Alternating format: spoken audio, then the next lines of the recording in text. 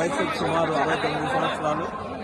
నేను నా పిల్లల వల్ల నేను ఇక్కడికి చాలా క్షేమంగా వాళ్ళు కాశీ దర్శనం చేసుకుని ఇక్కడికి వచ్చాము. ఇక్కడ ఉత్తరప్రదేశ్ ప్రభుత్వం చేసిన అరేంజ్మెంట్స్ చూస్తుంటే అత్యంత అద్భుతంగా ఉన్నాయి. ఉదయం నుంచి అసలు గాలికే అసలు ఎలా ఉందంటే అలా జనం ఉన్నారు ఇక్కడ. మరి ఇట్లాంటి పరిస్థితుల్లో ఎక్కడ చూసినా అన్ని వసతులు ఉన్నాయి. చక్కటి రోడ్లు వేశారు.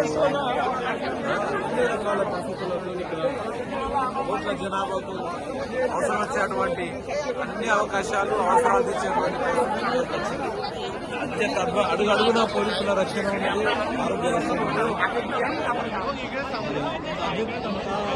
అద్భుతమైనటువంటి ఈ మహోత్సవంలో పాల్గొనడం మా జీవిత శ్రమంకంలో ఇదొక అదృష్టంగా భావిస్తున్నాను.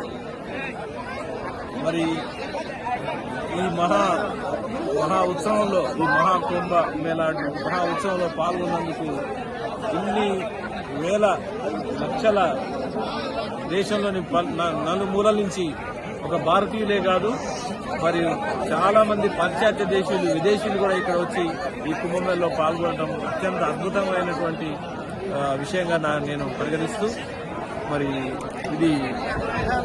ఇలాంటి అత్యద్భుతమైన ప్రపంచంలో ఎక్కడ జరగలేదనుకుంటాను.